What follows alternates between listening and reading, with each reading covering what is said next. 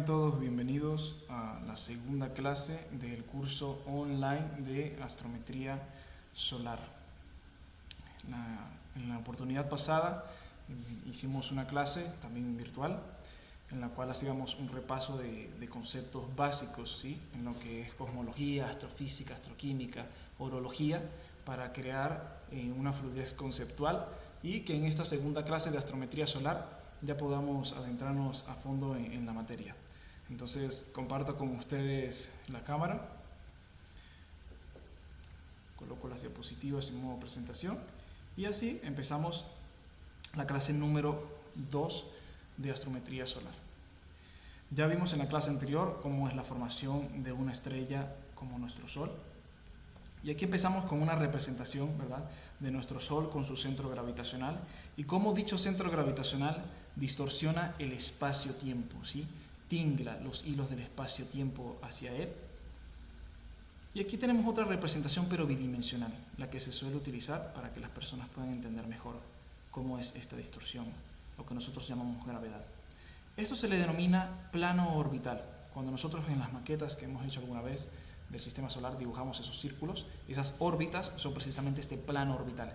Es el plano en el que está distorsionando el espacio-tiempo X astro, en este caso nuestro Sol, y podemos ver la trayectoria de un objeto que acaba de atrapar debido a esta distorsión.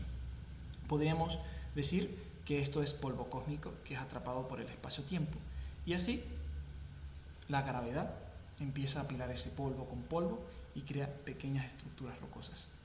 Esas pequeñas estructuras se unen unas con otras, se forman rocas, se forman cada vez más grandes y la gravedad siempre va a seguir actuando y en esta gráfica empieza a unirlas y se crea nuevamente un centro gravitacional mucho más masivo que el que hablamos en la clase anterior, que atrae objetos cada vez más grandes.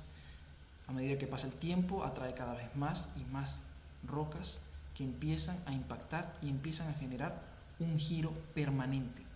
A medida que va transcurriendo el tiempo se anexan más rocas y se crea un planeta enano, ¿sí? Un planeta rocoso, y por muchas condiciones que ahorita no voy a hablar, se crea nuestro planeta Tierra. Lo que necesito que se entienda es que este es el origen de que el planeta Tierra esté girando sobre sí mismo. Este fenómeno se conoce como movimiento de rotación, ¿sí? Es constante, es permanente y es fundamental para entender la relojería solar desde el campo de la cinética y de la orología. Ok, entonces, ya hablamos del origen de este movimiento de rotación, pero ahora vamos a hablar de ciertos ejemplos. Yo a mis estudiantes cuando les coloco esta imagen, pues les digo que es un mapa muy fácil de identificar de nuestro país, Venezuela, y yo les hago una pregunta. Un mapa está constituido por muchas características, pero hay una que es fundamental para la orientación. Yo pregunto, ¿qué hace esto diferente a cualquier dibujo? Si yo hago un dibujo de Venezuela, ¿qué distingue el dibujo que yo hice a un mapa con precisión? Y entre muchas características importantes que tiene un mapa, la más fundamental es la rosa de los 4 vientos, o los 4 puntos cardinales. Tenemos norte, sur, este y oeste, ¿sí? Y los puntos intermedios, noroeste, noroeste, suroeste, sureste, etc. Pero los más importantes y los fundamentales que hay que entender en esta clase son estos, los 4 puntos cardinales. Cuando yo pregunto sobre los puntos cardinales, los niños por lo general se lo saben, pero lo tienen memorizado. Norte, sur, este y oeste, norte es arriba, sur es abajo, este es derecha y oeste es izquierda. Pero yo les pregunto, ¿pero qué es norte? No nos podemos conformar nada más con memorizar conocimiento estéril. Ustedes como futuros científicos siempre deben asociar lo que están estudiando a alguna realidad. El norte no es una N. La N es una letra, un símbolo que utilizamos para representarlo. Pero si ese símbolo no está ligado a una realidad lógica, carece de sentido. Entonces, gradualmente vamos a ir viendo qué son los puntos cardinales, pero por el momento, aunque no entendamos realmente qué son los puntos cardinales, vamos a entender de que ellos se encuentran todos en el plano del horizonte. Todos los puntos cardinales nosotros los proyectamos en el horizonte. Y ahora vamos a hablar del horizonte. Muchas veces también pregunto a mis estudiantes que se han visto el horizonte. Muchos lamentablemente me dicen que no. Entonces, para irlo interpretando poco a poco, podríamos decir que si tú pudieras ver muy lejos, extremadamente lejos, podrías ver una línea imaginaria llamada horizonte. Ahorita no podemos verlo porque en el caso mío me encuentro dentro de un edificio. Y por mucho que quitara el edificio, siguen habiendo más edificios, árboles, montañas. Vivimos nosotros en la cordillera de los Andes, ¿sí? Una cadena de montañas hermosísima, un paraíso terrenal. Pero si pudiéramos quitar todos los edificios, todos los árboles, todas las montañas, podríamos visualizar esa línea llamada horizonte, una línea que separa el cielo de la tierra. Cuando uno va al llano, que visualiza un lugar donde no hay tanto obstáculo, y por la ausencia de montañas se puede interpretar mejor el horizonte. O como cuando uno va a la playa que ve hacia el mar, estás viendo mucha agua, no hay obstáculos, no hay montañas, se puede visualizar mejor el horizonte, esa línea que separa el cielo de la tierra. Una curiosidad del horizonte es que si, partiendo de que no tenemos ningún obstáculo y que podemos verlo desde muy lejos, si tú giras en 360 grados, tú podrías verlo. ¿Por qué? Si se trata de una línea. ¿Cómo es posible que una línea sea infinita? Pues porque no es una línea y la estamos percibiendo mal. Y aquí es donde empezamos a hablar sobre algo muy importante. Aquí tenemos una figura geométrica. Imaginemos por un momento que es una esfera de vidrio, ¿sí? Transparente, que es tridimensional. Si yo pregunto cuál es el arriba y cuál es el abajo de esta esfera, la gente por lo general dice, este es el arriba, profesor, y este es el abajo. Pero este también podría ser el arriba y este podría ser el abajo. O aquí podría ser el arriba y aquí podría ser el abajo. Es subjetivo, es relativo. Es una esfera. Es una figura cerrada sobre sí mismo, por lo tanto es infinita. Por lo tanto es relativo y es subjetivo cuál es el arriba, cuál es el abajo. Todos son el arriba, todos son el abajo, todos son en la izquierda, todos son en la derecha y no son ninguno. Es subjetivo. Cuando interpretamos de manera abstracta una esfera estática, no tenemos orientación. Y para ello necesitamos movimiento. Cuando una esfera empieza a girar sobre sí mismo, se crean los famosos polos, ¿sí? Polo norte y polo sur. Ya está en la decisión de cada quien cuál es el arriba y cuál es el abajo, es subjetivo. Lo que necesitamos entender es que cuando una esfera gira sobre sí mismo, se crean dos extremos, es lo que más necesito. Si vamos a hablar de tiempo, tenemos que hablar de movimiento. Carece de sentido hablar de esto si la Tierra no estuviese girando. Este movimiento de rotación se suele interpretar como un eje. No se vayan a confundir, hay siempre estudiantes que piensan, aunque no lo crean, que realmente el planeta Tierra tiene este tubo. No, es una línea imaginaria que representa que la Tierra está girando sobre sí misma. Y lo interesante es que no solamente está girando sobre sí misma, sino que tiene un sentido determinado. Está girando hacia una dirección, en este caso la diapositiva hacia la derecha, y tiene un sentido de giro que se mide en grados, ¿ok? Aquí está en 0 grados, que se puede apreciar como vertical, si podríamos decirlo. Entonces tenemos que el polo norte y el polo sur son ubicaciones geográficas. ¿Qué quiere decir esto? Que son dos ubicaciones que existen. Si tú tienes los medios y los recursos, ¿verdad?, para poder ir al polo norte, tú puedes ir desde tu ubicación hasta el polo norte, porque existe, es un lugar geográfico. Existe porque la Tierra está girando sobre sí misma. Si la Tierra girara en otro sentido, el polo norte estaría aquí y el polo sur aquí. Quiero que entiendan eso, que dependiendo del sentido en el que gira, se desplazan estos polos. Y si tú tuvieras los recursos y los medios para ir al polo sur, desde tu ubicación, podrías desplazarte hasta ahí, podrías llegar. Pero los puntos cardinales este y oeste, no. Si tú te decides ir al este, terminarás saliendo por el oeste y viceversa. A diferencia del norte y el sur, que son ubicaciones geográficas, el este y el oeste son la dirección en la que gira el planeta Tierra. Es decir, el planeta Tierra en este dibujo está girando hacia la derecha. Entonces, como nosotros vivimos dentro del planeta Tierra, nosotros percibimos lo contrario, de que todas las estrellas salen por el este y se ocultan por el oeste, de que todo gira en torno a nosotros cuando somos nosotros los que giramos. Y lo que les decía, que la Tierra puede tener diferentes grados de inclinación. Hay que entender que en el espacio no hay arriba y abajo, así que siempre necesitamos tomar como referencia algo, en este caso nuestro Sol.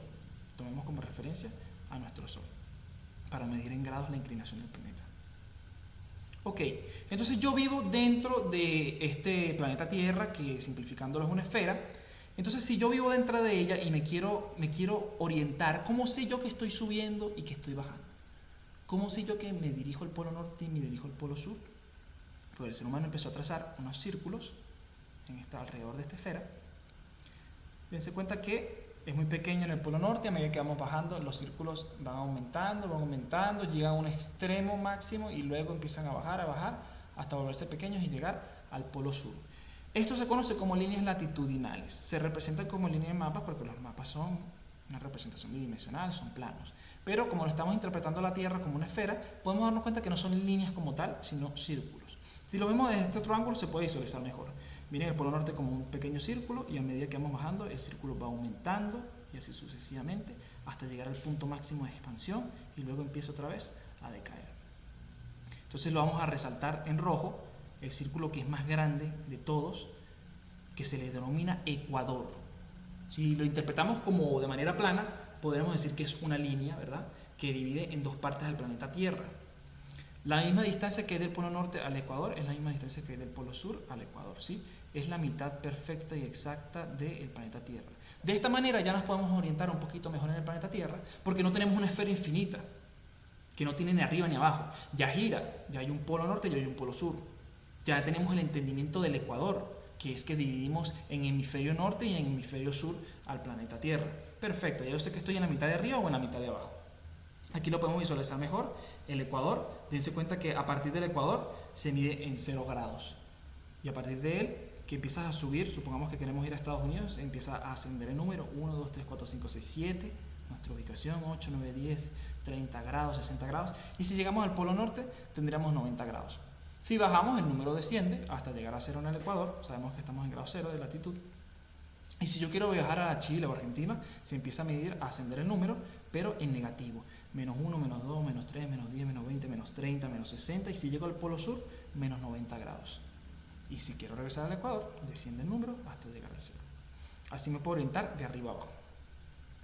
Pero vivimos en una esfera. No solamente nos funciona el arriba y el abajo, sino también la izquierda y la derecha. Entonces, el ser humano empezó a trazar líneas de un polo a otro. Y así podemos saber si estamos moviéndonos de izquierda a derecha. Estas se conocen como líneas longitudinales. Entiéndase que como estamos hablando de una esfera, también son círculos que estamos dibujando alrededor de la esfera. Pero aquí hubo un problema, que en las líneas longitudinales no hay una especie de ecuador, pero en la ciudad de Greenwich, los astrónomos, para ese entonces que eran un imperio muy poderoso, decidieron, como estaban siendo prácticamente pioneros en esto, determinar que la línea que pasa por su ciudad, esa es su especie de ecuador, ¿sí?, que se le conoce como el meridiano de Greenwich, ¿sí? Esta línea pasa por toda la ciudad. De hecho, si puedes ir a la ciudad, podrías apreciar precisamente que por toda la ciudad pasa precisamente esta línea, representando eso. Y tiene el mismo principio, la misma lógica. Se mide a partir de grados ceros, a partir de ahí en grados ceros, si te quieres mover a la derecha en números positivos, 180, y si te quieres mover hacia la izquierda, en negativo. Menos 72 sería más o menos nuestra ubicación. Y bueno, entonces aquí ya tenemos el trazado de todas las líneas, tenemos el ecuador, tenemos el meridiano de Greenwich visto de manera plana. Entonces tenemos que la Tierra también está dividida en una parte izquierda y en una parte derecha, podría llamarse oeste y este. Si unificamos todo esto, tenemos ya una gran precisión en nuestra orientación. Ya yo sé que puede estar en la mitad de arriba, pero la mitad de arriba tiene dos partes. Puede estar en el noreste o en el noroeste, o en el sureste o en el suroeste. Mucha más precisión cuando dividimos nuestro planeta Tierra en esas 4 partes, ¿no? Ok, ahora hablemos de Minecraft. Se volvió loco el profesor. Esta es mi estrategia para que me presten atención los estudiantes que menos atención me prestan.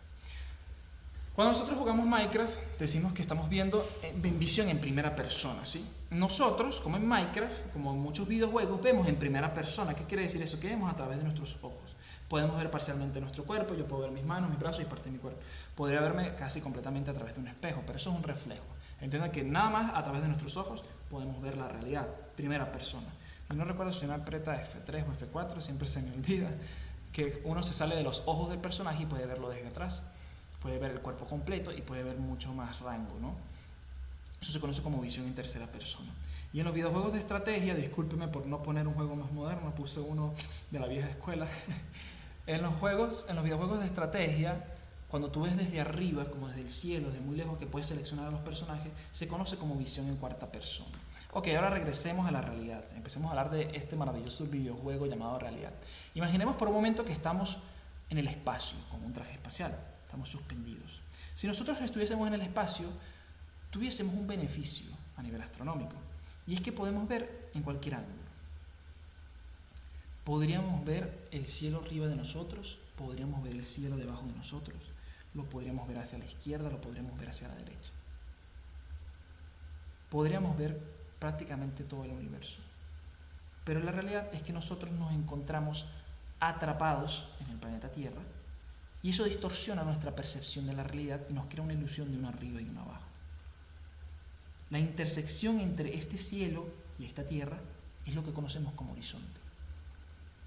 Y ahora vamos a interpretarlo en cuarta persona. Obviamente esto no está a escala. Tenemos una persona en el planeta Tierra y podemos ver que él tiene un límite de campo visual. Él no puede ver el cielo que está debajo de él, porque debajo de nosotros hay toneladas de roca y de magma. Puede ver parcialmente el cielo, puede ver parcialmente la Tierra. Ese límite de campo visual es el horizonte. Aquí lo vamos a ver en tercera persona. ¿Se acuerdan que yo les dije que si uno tiene la posibilidad de ver el horizonte y volteas completamente, podrías ver el horizonte? ¿A qué se debe esto? A que no es una línea, es una especie de círculo simbólico, ¿no? Esto representa mi límite de campo visual terrestre. Yo puedo ver hasta este rango, más allá no. Y si vemos en primera persona, como está viendo él lo va a percibir como una línea, porque él está dentro de ese círculo que representa su campo visual terrestre. Entonces ya entendemos qué es realmente el horizonte, ya entendemos que ilusoriamente proyectamos los puntos cardinales sobre el horizonte. Y hay un quinto punto de referencia que lamentablemente no se enseña en geografía, cosa lamentable porque se usa mucho en la navegación, que es el cenit. El cenit es el punto más alto del cielo, aparentemente. Si tú giras tu cuello y ves al punto más alto del cielo, ese es tu cenit. No es un punto fijo. Las personas en China tienen su propio cenit. Las personas en Argentina tienen su propio cenit. Las personas en Grecia tienen su propio cenit. Cada persona en el planeta Tierra tiene su propio cenit, ¿no? O cada región del planeta Tierra tiene su propio cenit. Entonces, si unificamos el horizonte, que es mi límite de campo visual terrestre, proyectamos ilusoriamente los 4 puntos cardinales y entendemos el cenit, creamos este arco, que se le conoce como arco celeste. Si se está estudiando el sol, se le denomina arco diurno. Si se está estudiando astros de la noche, pues arco nocturno. Pero es una representación de mi límite de campo visual, pero en este caso celeste. Entonces aquí tenemos una representación de nuestro planeta Tierra y las estrellas, y entendemos que el universo de nosotros es tridimensional. Entendemos que se curva hacia una cuarta dimensión, que es el tiempo, es un tema muy fascinante que no vamos a tocar hoy. Pero vamos a partir de que el universo es tridimensional. ¿Qué quiere decir eso? Que en nuestro universo hay estrellas que están más arriba de nosotros, hay estrellas que están por debajo de nosotros, y hay estrellas que están en nuestro nivel, porque es un universo tridimensional. Y que la luz de todas esas estrellas llega hacia nosotros. Pero como nosotros estamos atrapados dentro del planeta Tierra y percibimos el universo dentro del planeta Tierra, se nos crea una ilusión óptica de que nos rodea una esfera. Y que todas las estrellas, por más de diferencias que tengan unas de otras, todas están proyectadas a la misma distancia. Cuando uno ve al Sol, uno no ve que es una esfera. Para hacer eso tendríamos que salir del planeta Tierra y verla desde todos los ángulos. Estamos atrapados en el planeta Tierra, lo vemos desde una sola perspectiva y lo percibimos como un círculo. Cuando uno ve la Luna, no ve que es una esfera.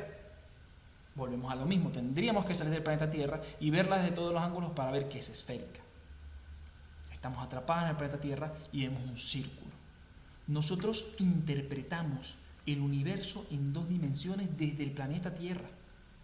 Esto es lo que en la astronomía se conoce como movimiento absoluto y movimiento aparente. Si yo les digo que la Tierra gira alrededor del Sol, es movimiento absoluto, es lo que está ocurriendo realmente. Yo tengo que salirme del planeta Tierra y ver el sistema solar para ver que eso es así, o razonarlo a través de lógica y de cálculos. Pero desde mi perspectiva, movimiento aparente, aparenta que el Sol sale por el punto cardinal este, que alcanza el punto más alto del cielo, el cenit, y que luego baja y se oculta por el oeste. Entonces es muy importante entender esto. Entonces, da la ilusión de que todo gira en torno a nosotros. Nuestra percepción limitada terrestre fue lo que generó la confusión en algunos ciudadanos de la antigüedad de que la Tierra era plana. Nuestra percepción limitada del universo fue lo que creó la percepción de que una esfera rodea el planeta Tierra,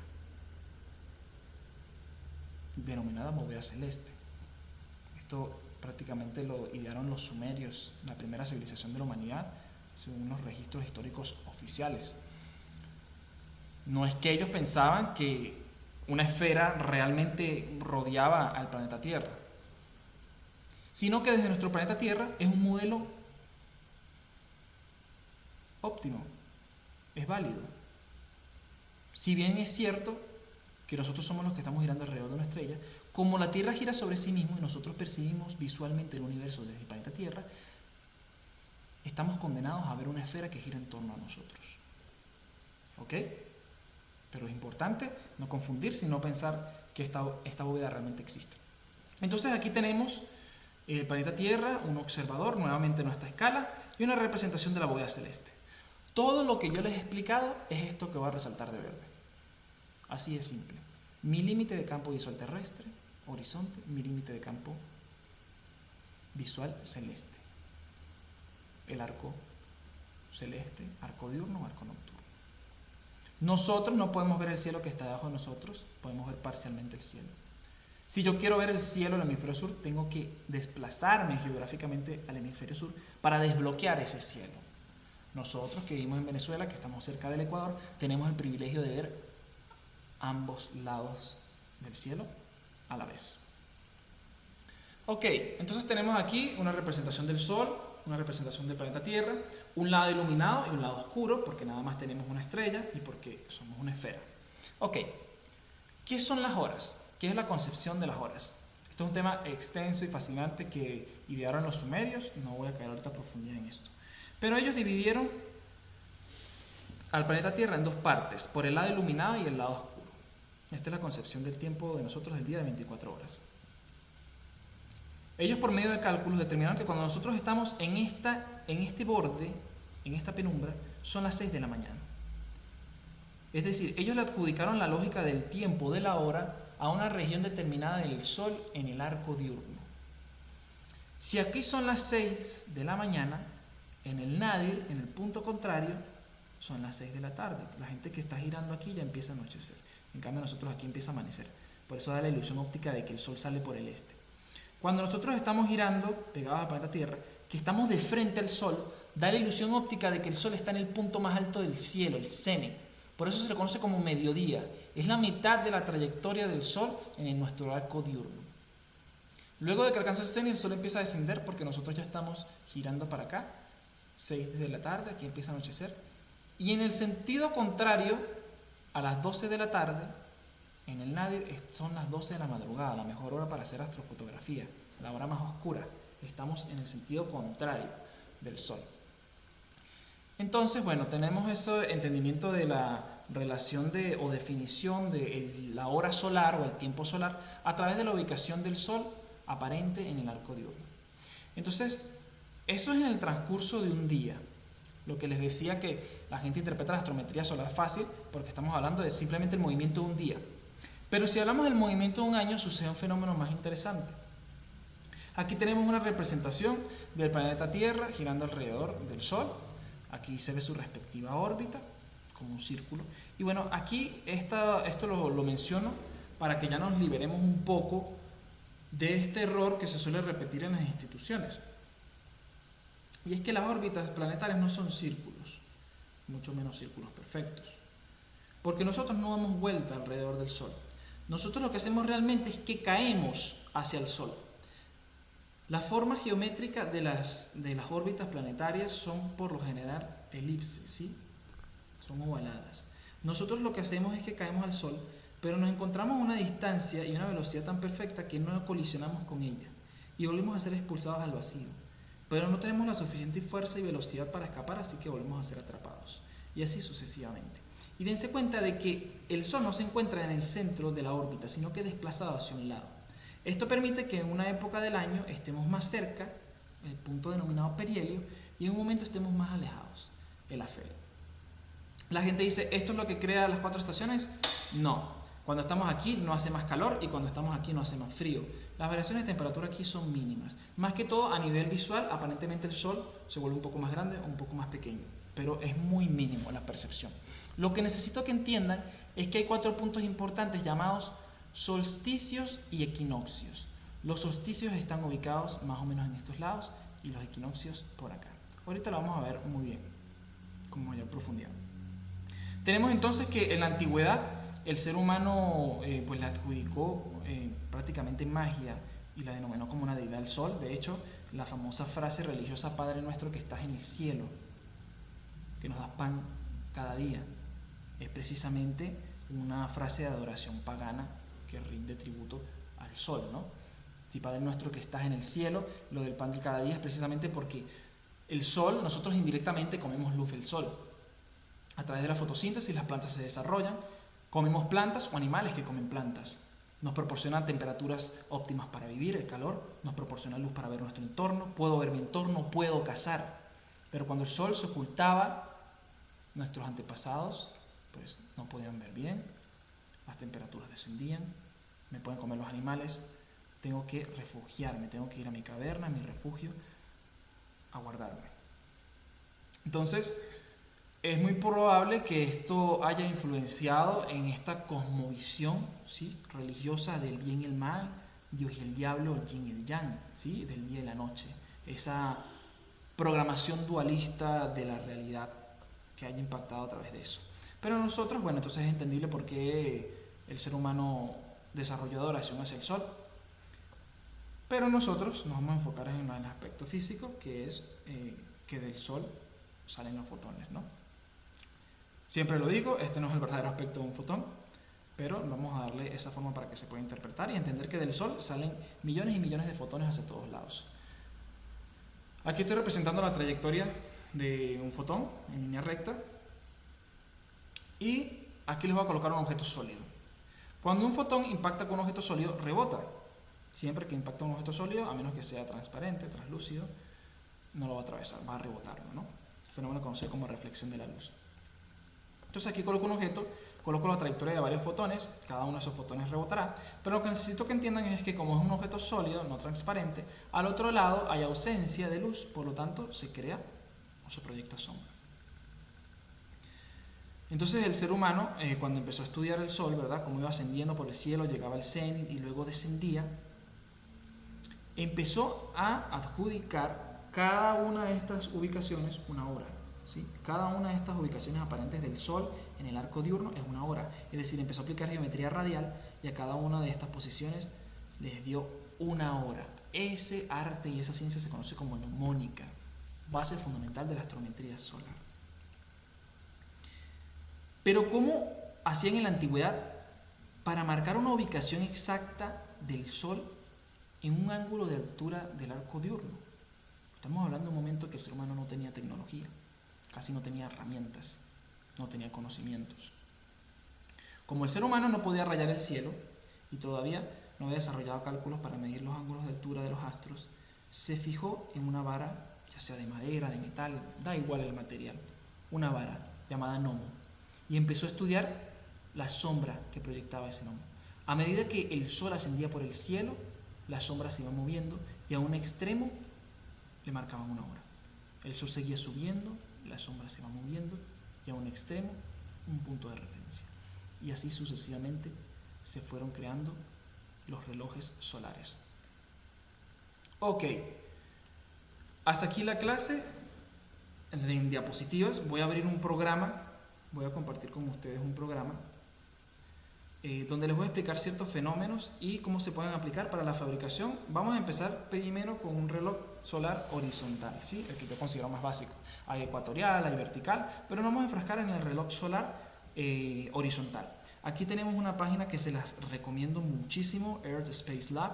Es totalmente gratuita, lo hizo un estudiante excelente, hizo animaciones en 3 dimensiones, donde se pueden ver diferentes perspectivas. Miren aquí cómo se puede ver el planeta Tierra con su eje de rotación, el Sol, su plano orbital, aquí podemos ver lo que les dije, solsticios, los extremos de la línea roja, y equinoccios, los extremos de las líneas verdes. Aquí podemos ver otro ángulo del planeta Tierra, podemos ver, miren, aquí al fondo el Sol pequeñito, para que entiendan que de este lado es que está iluminado el planeta Tierra y de este lado está oscuro. Esta línea amarilla representa precisamente la penumbra, cuando uno pasa del lado iluminado al lado oscuro y viceversa. Y esta línea verde pues representa el ecuador. Ahora miren lo interesante, aquí tenemos la ubicación de enero. Voy a desplazar esta barra para que podamos ver aquí, presten atención en la animación, cómo se va desplazando el planeta Tierra en el transcurso de los meses, febrero, marzo. Dense cuenta que si el eje de rotación del planeta Tierra estuviese así, vertical, independientemente de la época del año, el día y la noche serían igual en todas partes del mundo.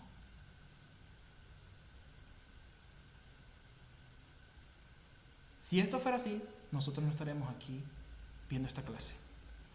Porque el clima es tan violento en estas condiciones, con un eje de rotación en 0 grados respecto al Sol, el día sería extremadamente caluroso y la noche sería extremadamente fría.